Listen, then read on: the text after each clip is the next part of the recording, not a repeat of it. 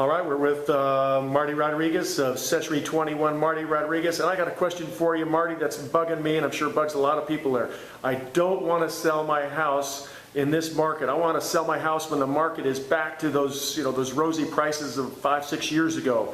Am I being smart, practical, or am I just being dumb? Being unreasonable is actually the word, because you see, the prices are not going to skyrocket like they did before, because what happened, Wall Street created a false real estate market. So prices were, falsely inflated because Wall Street was giving money away to people who couldn't even afford to make the payment. So they were willing to pay any price for these houses. It didn't matter. So now the market has adjusted to the level where the buyer can actually afford to make the payment. They've got to have a job, and they've got to be able to afford the payment. What a concept. Right. So this is the new market, it is the normal market, and it's going to stay here.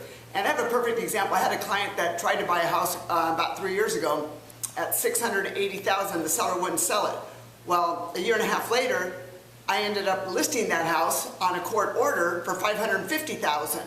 So I went back to that buyer and I said, do you want to buy this house now? And he goes, well, of course. I go, well, your house is worth $100,000 less at this time.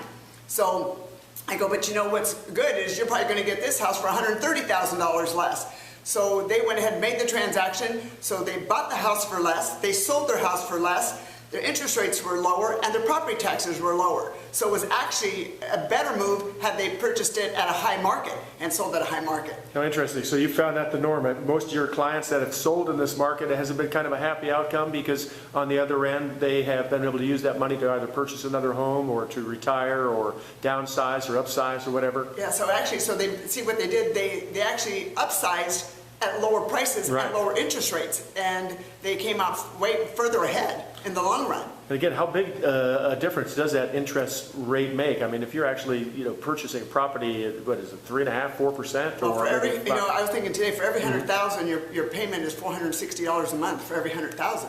Wow. So that's pretty reasonable.